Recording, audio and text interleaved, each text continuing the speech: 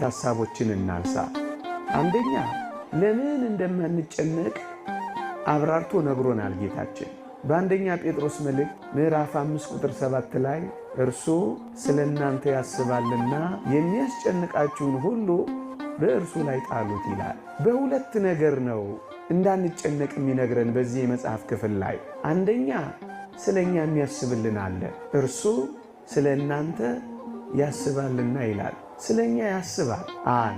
ሁለተኛ የሚያስጨንቀንን ነገር እንኳን ቢኖር ልንጥልለት የምንችለው አምላክ እንዳለ አስተምሮናል።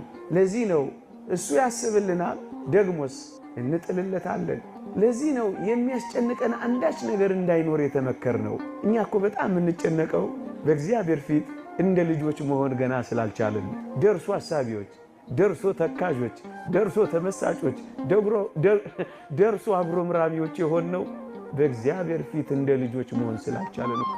አባት ለልጆቹ እንደሚራራ እግዚአብሔርም ለኛ ይራራል አይልም የእግዚአብሔር ቃል? እግዚአብሔር እኮ ከአባት በላይ አባት ነው፣ ከእናት በላይ እናት ነው እኮ እግዚአብሔር። እኔና እናንተ ለልጆቻችን እንዲህ ማሰብና እንዲህ ማሳረፍ ከቻል እግዚአብሔርን በአባትነት እንዴት ተጠረጥሩታላችሁ? እንዳደገ ሰው መመሪያ መስጠት፣ እጆቻችንን ይዞን እንዲመራን ሳይሆን እጁን ይዘን እንድንመራው ስለምንፈልግ ልጆች መሆን ስላልቻለን እኮ ነው ወገኖች።